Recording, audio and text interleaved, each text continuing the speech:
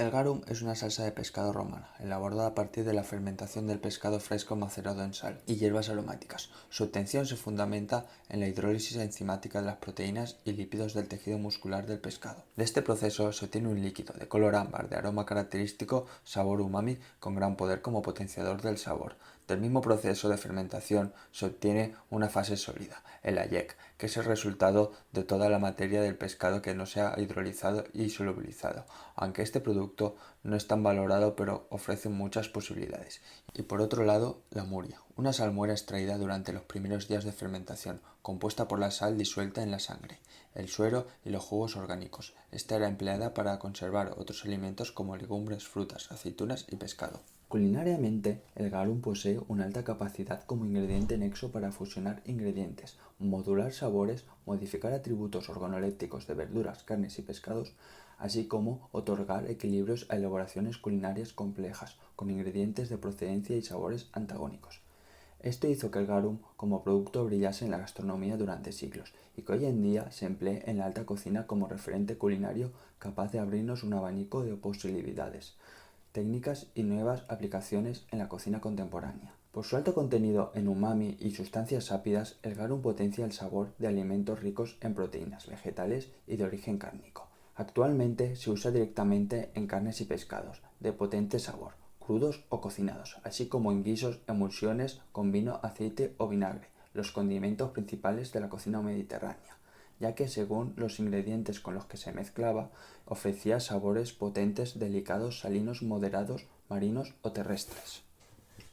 La sal ha sido utilizada por el ser humano como un método de conservación de alimentos desde el Neolítico. Esta técnica previene la contaminación y la descomposición de los alimentos, ya que detiene la actividad microbiana y la degradación enzimática natural de la carne, conservando casi todas sus características organolépticas.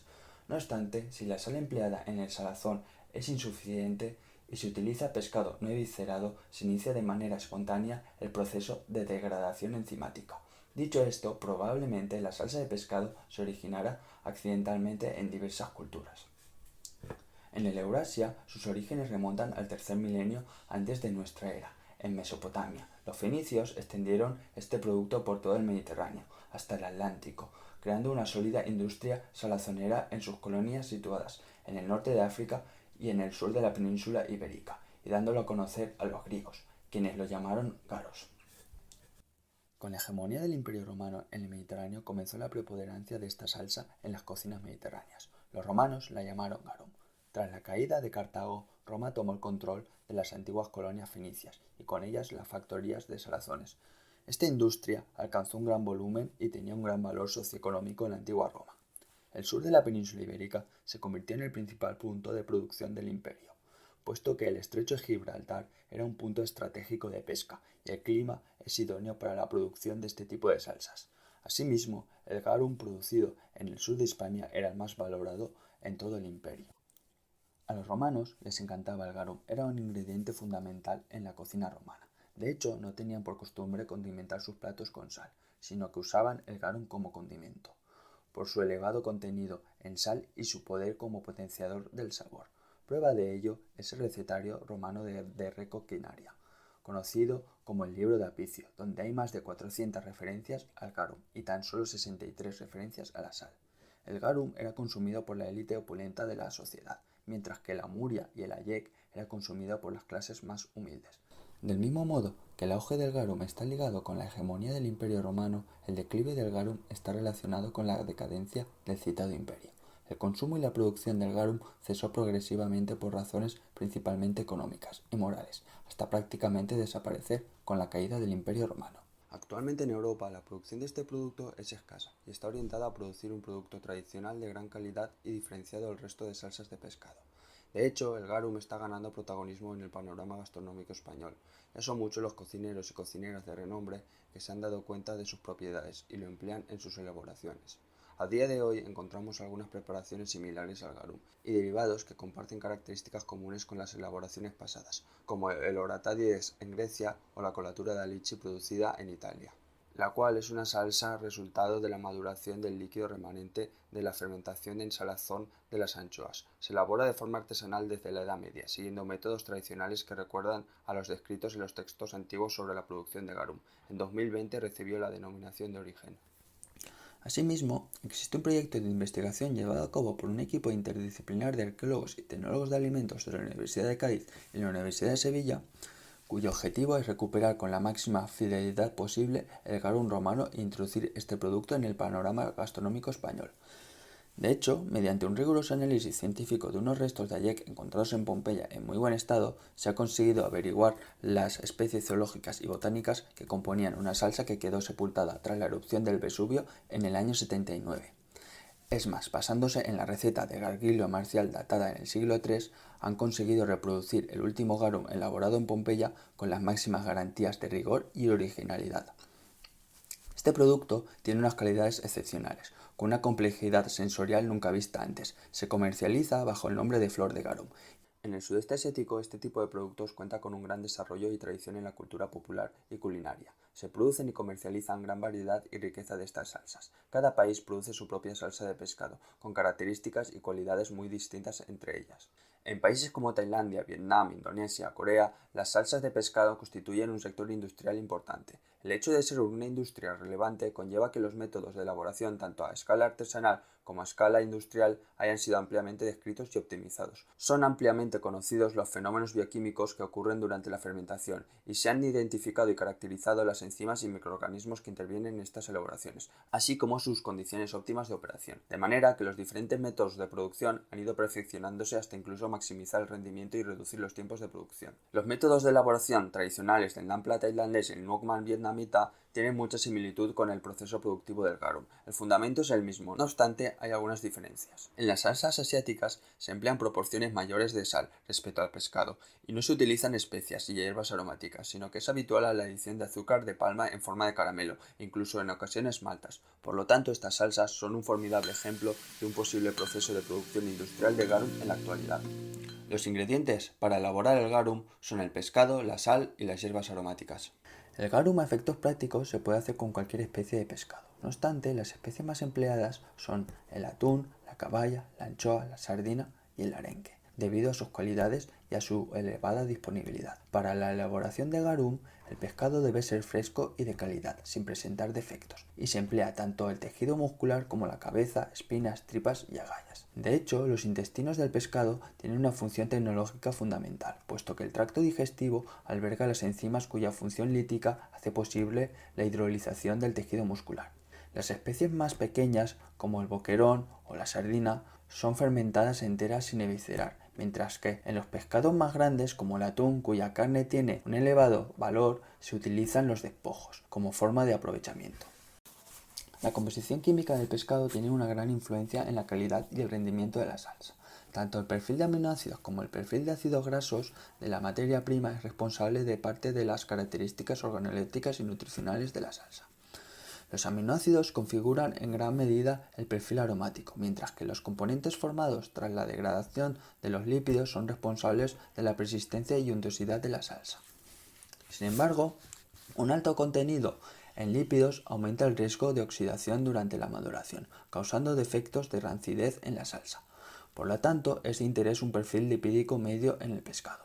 Por otro lado, una elevada carga enzimática en el pescado aumenta el rendimiento y la calidad de la salsa. La composición química varía en función de la especie, edad, sexo, medio ambiente y estación del año.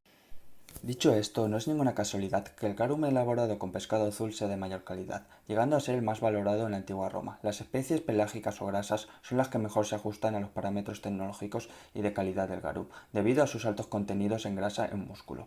Este contenido varía de un 5% a un 25%, siendo mucho mayor en comparación al contenido del pescado blanco, que no supera el 1%. Las especies grasas también destacan por su contenido proteico, que oscila de un 18% a un 25% en especies de gran gran tamaño, mientras que en las especies magras el contenido proteico varía de un 15% a un 18%, y un elevado contenido en aminoácidos libres, que comprende entre el 0,6 y el 1,3%, mientras que el pescado blanco no supera el 0,05%. La histidina destaca entre estos aminoácidos y concreta gran parte de la atención, ya que puede ser descarboxilada microbiológicamente esta amina, compuesto que a concentraciones elevadas puede resultar tóxico para el ser humano. De hecho, el pescado azul tiene un alto contenido en histamina, razón por la cual la producción de garum requiere un riguroso control para no superar el nivel máximo de histamina permitido. En cuanto a la estación del año, las variaciones en la composición química de las especies pelágicas están estrechamente relacionadas con la alimentación y el comportamiento migratorio y reproductivo. Durante los periodos de migración que corresponden a los meses más fríos, la ingesta de alimentos es nula, de modo que se emplean los lípidos y las proteínas almacenadas como energía, provocando su descenso hasta casi agotar las reservas. Mientras que en los periodos de intensa alimentación, que corresponden a los meses más cálidos, los niveles de proteínas y lípidos aumentan. Además, la intensa alimentación motiva la actividad enzimática en el tracto estomacal del animal. Así pues, el pescado capturado durante los meses de verano es de mayor calidad para la elaboración de garum, dado que presenta un perfil de aminoácidos y ácidos grasos más alto y completo que en otras épocas del año, y la elevada carga enzimática propicia una hidrolización del tejido muscular más eficiente. La sal es el elemento clave en la fermentación del garum y son varias las funciones tecnológicas que cumple. Las proporciones típicas de sal respecto a pescado empleadas en la elaboración varían del 15% al 25%, siendo la sal marina la más usada en la industria por su fácil acceso. La sal ejerce como agente antimicrobiano, dado que su efecto osmótico daña o mata las bacterias, y reduce la actividad del agua del medio, reduciendo así el agua disponible para las actividades metabólicas de los microorganismos.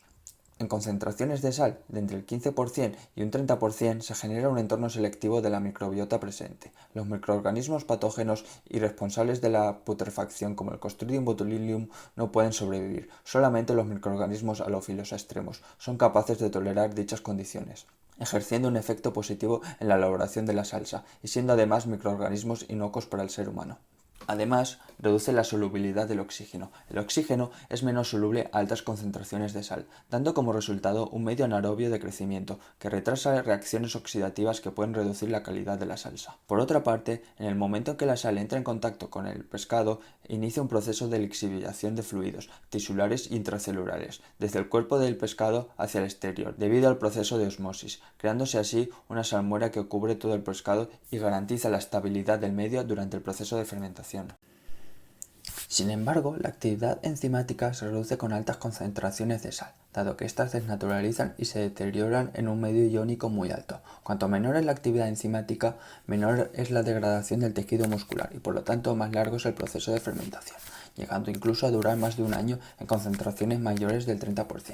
Asimismo, diferentes concentraciones de sal también modifican la actividad bacteriana, dando como resultado diferentes sabores y matices. No obstante, al aumentar la concentración de sal, mayor es el efecto antimicrobiano y más estable es la salsa. Otro aspecto muy importante que tiene gran influencia en la fermentación es la pureza de la sal.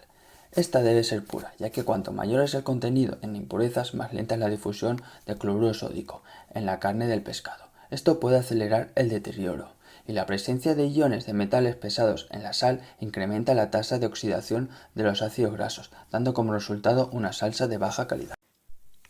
En cuanto a las hierbas, los romanos tenían un gran dominio del uso de las hierbas aromáticas en la elaboración de productos alimentarios. Estas no eran solamente utilizadas con la finalidad de aportar matices aromáticos, sino que también cumplían funciones tecnológicas y medicinales. La gama de especies botánicas utilizadas para la elaboración de garum era muy amplia y diversa. Normalmente se utilizaban las hierbas mediterráneas disponibles en la zona de producción, en esa misma época del año, aunque también era habitual el uso de especias exóticas, como la mostaza negra o la pimienta. Muchas de estas hierbas tienen propiedades antimicrobianas, de modo que contribuyen a la inhibición del desarrollo bacteriano y previenen o minimizan la aparición de aminas biogénicas en la salsa. Asimismo, aportan su propia carga de ácidos grasos provenientes fundamentalmente de sus aceites esenciales. Estos contribuyen en gran medida a la complejidad aromática de la salsa, aportando aromas especiados propios de las hierbas utilizadas. También aportan una carga de hidratos de carbono considerable, que sirve como sustrato para la microbiota de la elaboración. Las hierbas aromáticas que aparecen en el manuscrito del Gargillo Marcial son el eneldo, el cilantro, el hinojo, el apio, la jedra, la esclerea, la ruda, la menta, los berros, el ligusticum, el poleo, el tomillo, el orégano, la verónica y la agrimonia. El proceso de fermentación del garum es un complejo proceso en el que fundamentalmente se producen dos fenómenos: el ya comentado fenómeno de lixiviación de tejidos del pescado y el proceso de autólisis, en el que el tejido muscular del pescado es literalmente licuado por la actividad enzimática. Este proceso es el responsable de las características y cualidades de la salsa. Por lo tanto, para entender el proceso de fermentación es esencial conocer a fondo las enzimas. Las proteasas rompen los enlaces peptídicos de las proteínas, liberando pequeños péptidos y aminoácidos que se van solubilizando en el medio líquido, mientras que las lipasas catalizan la hidrólisis de triacilglicerol a glicerol y ácidos grasos libres. En la elaboración de este tipo de salsas se distinguen dos tipos de proteasas. Por un lado, las proteasas endógenas del pescado y por otro lado, las proteasas sintetizadas por microorganismos. Se ha demostrado que las proteasas que se encuentran en las vísceras del pescado son las principales responsables del proceso proteolítico.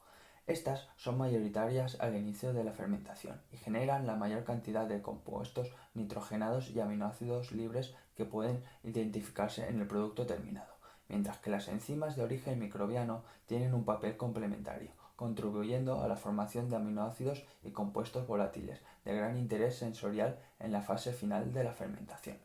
La actividad enzimática se ve afectada por tres factores: la concentración de sal, el pH y la temperatura. Las enzimas endógenas, es decir, las pertenecientes al pescado, son muy sensibles a altas concentraciones de sal, de modo que su actividad se reduce a medida que la sal se va solubilizando en el medio. Por consiguiente, la actividad enzimática es complementada por las enzimas de origen bacteriano, ya que éstas pueden funcionar plenamente en un ambiente con altas concentraciones de sal. No obstante, el crecimiento bacteriano es muy limitado, por lo que la proteólisis mediada por las proteasas bacterianas es poco eficiente y ocurre con lentitud. En cuanto al pH, se diferencian dos grupos de enzimas proteolíticas: las proteasas alcalinas, las cuales son activas en condiciones de pH cercanas a 8, y las proteasas ácidas, que alcanzan su punto óptimo de actividad a un pH aproximado de 6. Durante la elaboración de garum, el pH varía de 7 a valores cercanos a 5. Por lo tanto, durante la primera etapa de fermentación, las proteasas alcalinas son las responsables de la hidrólisis de proteínas, mientras que las proteasas ácidas son responsables de la hidrólisis a medida que el pH desciende a la región ácida. Por lo que respecta a la temperatura, en determinados rangos el efecto de la temperatura es más importante que la propia inhibición causada por la cantidad de sal, ya que la temperatura propicia un desarrollo eficiente de la hidrólisis proteica. Los valores de temperatura óptima en la actividad enzimática son de 37 grados centígrados hasta 55 grados centígrados. En estos rangos, la velocidad de hidrólisis del tejido muscular se maximiza independientemente de la concentración de sal. De igual manera, por debajo de 37 grados centígrados, la actividad enzimática se reduce y el proceso lítico es más lento. En conclusión, el proceso de fermentación del garum y su calidad final están condicionadas por la actividad enzimática. Además, tomar el control de la temperatura nos permite dominar la fermentación y lograr un proceso eficiente. En condiciones de fermentación naturales, el proceso de hidrólisis se completa en 9 meses, mientras que en condiciones térmicas óptimas, el proceso se puede completar en menos de 4 meses.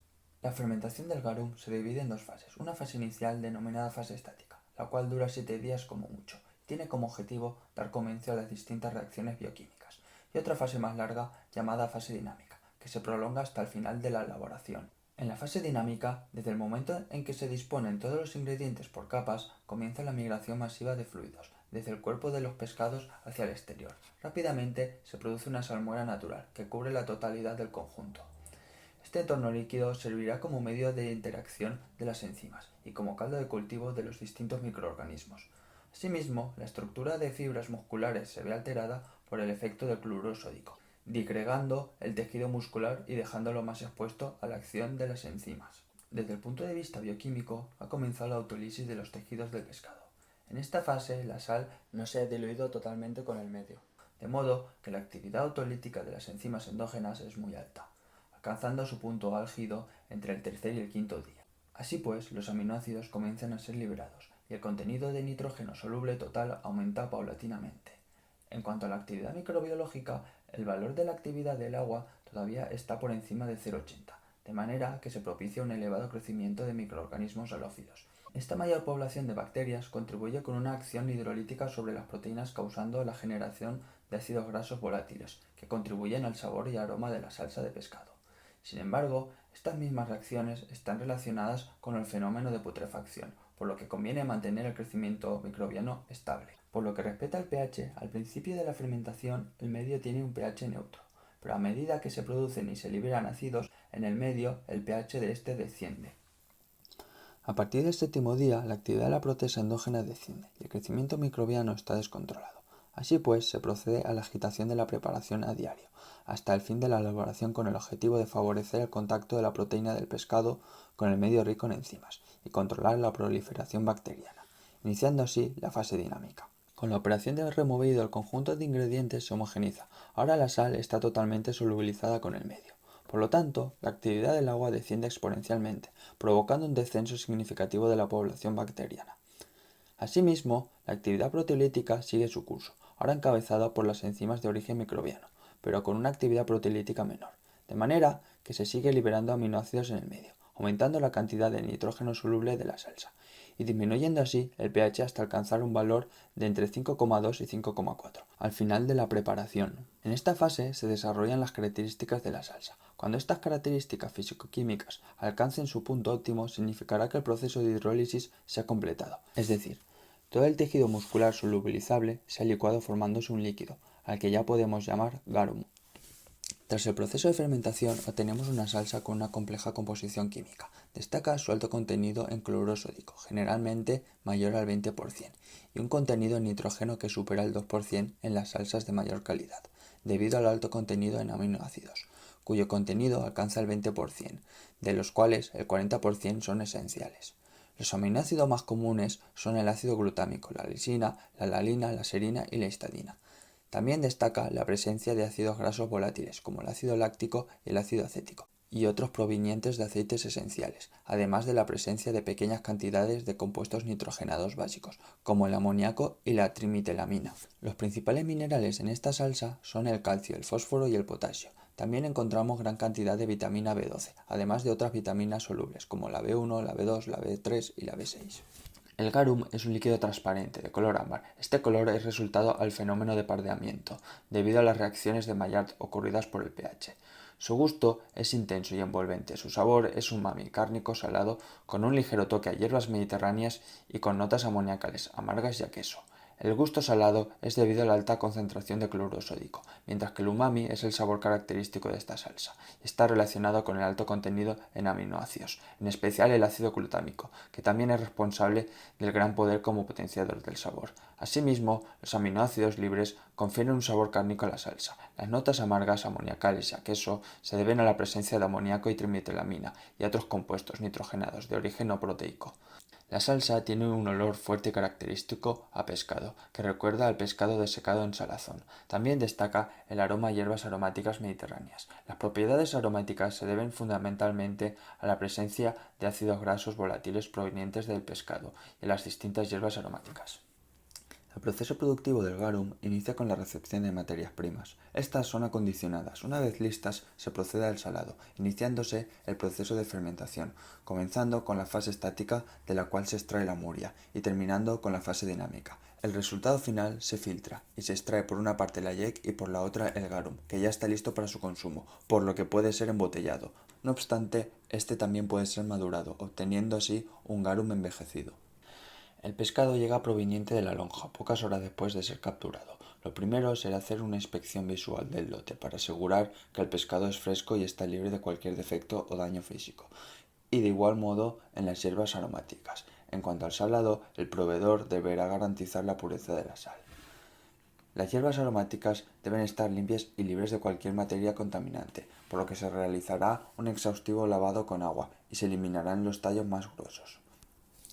Si el pescado es pequeño, se le realizará un lavado por inmersión en agua de mar, previamente filtrada, y ya estará listo para la etapa de maceración, mientras que en pescados más grandes, como la caballa, ha de ser troceada con el fin de maximizar la superficie de contacto del tejido muscular con la sal. La autólisis del pescado se inicia instantáneamente después de la muerte del pescado, y pronto le seguirá el deterioro bacteriano, de modo que el proceso de salado debe ser rápido, para evitar que el pescado pierda su frescura. El salado se realiza en el mismo tanque donde se va a fermentar la elaboración. Existen dos métodos para el salado. El apilado en capas alternas. Este era el método utilizado por los romanos. La disposición de los ingredientes una vez listos se realiza alternando diferentes capas de especias, pescado y sal. Primero se dispone una capa de especias que cubre totalmente el tanque de fermentación. Después se cubre con una capa de pescado, dispuestos ordenadamente. Por último, se cubre con una capa de sal. Esta operación se repite sucesivamente hasta llenar el tanque de fermentación y dejarlo cubierto con una capa de sal superior. Finalmente, este se tapa, dando inicio a la primera fase de fermentación. El mezclado. Actualmente, en procesos industriales asiáticos, el salado se realiza de manera continua, utilizando maquinaria especializada. El pescado y la sal son mezclados mecánicamente, en un mezclador de tambor, cayendo directamente en el tanque de fermentación. Finalmente se cubre con una capa de sal. Este proceso asegura un salado rápido y eficiente. Es muy eficaz para peces pequeños, como las sardinas y las anchoas, dado que la superficie de contacto es mayor en peces pequeños. Así pues, se inicia el proceso de fermentación. Este se puede llevar a cabo de tres maneras: mediante fermentación natural, en cámaras de fermentación o en tanques especializados. En la fermentación natural, el proceso está totalmente sujeto a las condiciones meteorológicas del entorno. Los tanques se dejan al aire libre, expuestos al sol, aprovechando su energía calorífica. Asimismo, en la fase dinámica el removido se hace de forma manual. Así es como se realizaba el garum antiguamente. Los fenicios y los romanos aprovecharon el clima cálido del sur de la península ibérica para elaborar el garum. Actualmente, este método sigue siendo utilizado en el sudeste asiático, incluso en procesos industriales, ya que este es muy económico y el clima de estos países es idóneo. Por otra parte, en las cámaras de fermentación, la temperatura y la humedad pueden ser reguladas y el removido se hace manual. El uso de mano de obra limita el uso de temperaturas elevadas, por lo que se logra una fermentación uniforme, pero no óptima. Por último, los tanques de fermentación permiten automatizar totalmente el proceso de fermentación, ya que estos disponen de una camisa calefactora y un sistema automático de removido. De esta forma, se logra un control total y se optimiza la fermentación.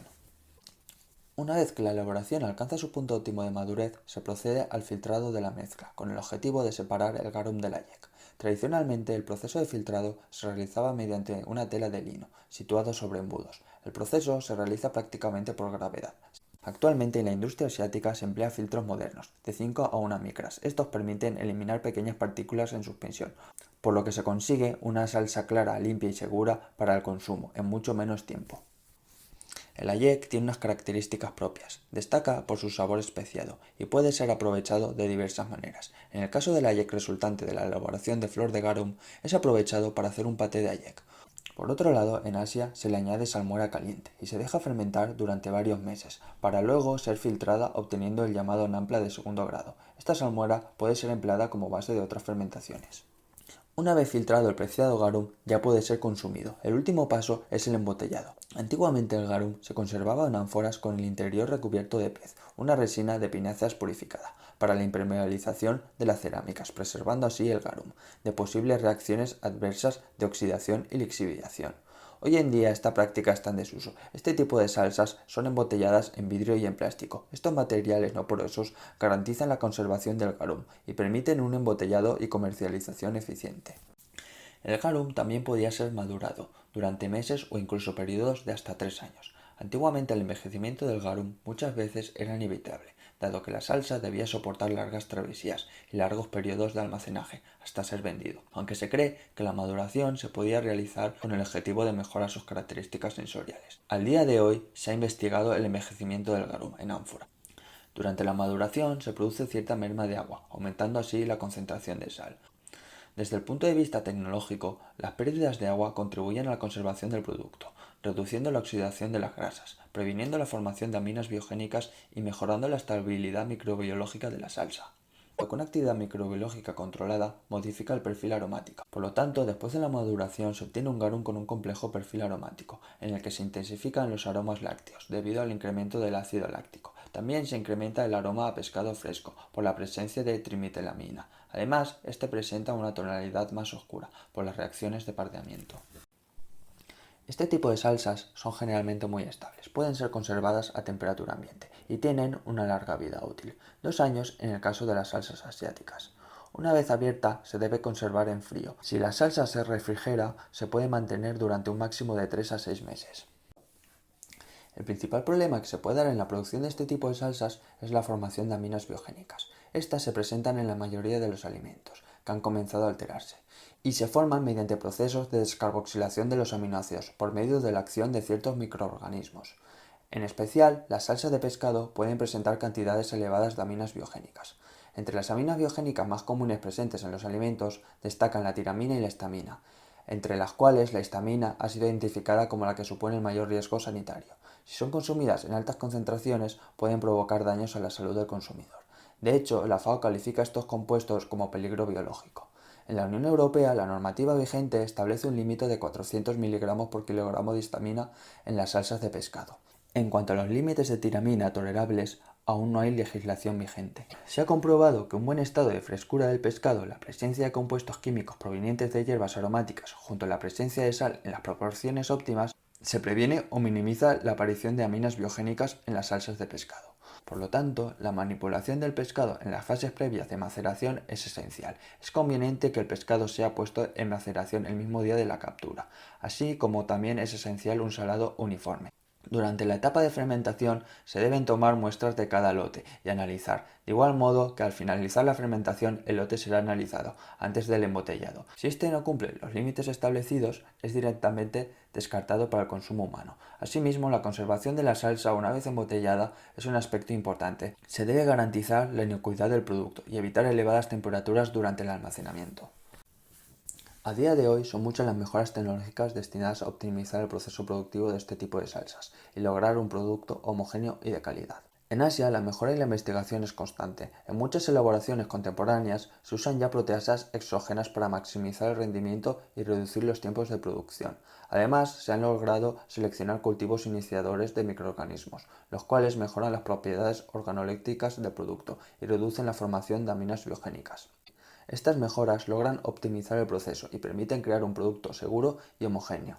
Otro aspecto importante a tratar es la aplicación de tratamientos térmicos con el fin de mejorar la estabilidad del producto y alargar su vida útil. De hecho, existe constancia de algunos procesos aplicados por los romanos para la conservación del garum, como el hervido previo al almacenaje en ánfora. Así, los romanos almacenaban el garum durante un largo periodo de tiempo, sin que éste se estropease. Por lo tanto, no es descabellado aplicar un tratamiento térmico al garum, todo lo contrario, ya que inactiva la actividad microbiológica y enzimática del producto, previniendo la oxidación de grasas, la alteración microbiana y la formación de aminas biogénicas. En Asia, este procedimiento no es habitual, puesto que la elevada salinidad de estas salsas proporciona una elevada estabilidad al producto. No obstante, en salsas con proporciones similares al garum sí se aplica un proceso de pasteurización. Es conveniente un tratamiento térmico moderado, que no altere la calidad aromática de la salsa, pero que sea suficiente para garantizar su estabilidad. En lo referente a la normativa técnico-sanitaria, aunque el origen de esta salsa es milenario, el garum como tal es un producto muy joven para la sociedad del siglo XXI. Por esta razón, actualmente no existe una reglamentación técnico-sanitaria referente al garum y productos similares en el Código Alimentario Español. No obstante, hay una reglamentación por parte de la FAO referente a la salsa de pescado. La FAO clasifica este tipo de productos como pescado y productos pesqueros, ahumados, desecados, fermentados o salados.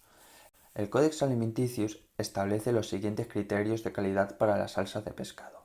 La salsa de pescado debe ser nítida y libre de sedimentos, exceptuando los cristales de sal. Tendrá el olor y sabor característicos del producto. Además, estará libre de sustancias extrañas. Referente a las propiedades químicas establecidas, el contenido total de nitrógeno mínimo debe ser del 1%, del cual el 40% debe corresponder a aminoácidos. El pH debe ser de 5 a 6,5 en un producto tradicional, pero no inferior a 4,5 si se utilizan ingredientes adyuvantes en la fermentación. Y el contenido mínimo en sal, calculado como cloruro sódico, es del 20%. Cabe añadir que el Ministerio de Salud Pública tailandés establece como salsas de alta calidad aquellas salsas con un contenido en nitrógeno de 1,5% o superior. Los garums realizados de forma experimental, así como flor de garum, superan el 2%. En cuanto a los aditivos alimentarios, la norma general para los aditivos alimentarios solo admite determinados reguladores de la acidez, emulsionantes, potenciadores del sabor y estabilizadores. Por último, referente a la presentación y etiquetado, se permitirá cualquier presentación del producto, siempre que satisfaga todos los requisitos de la presente norma y esté adecuadamente descrita en la etiqueta para evitar que se confunda o induzca a error al consumidor.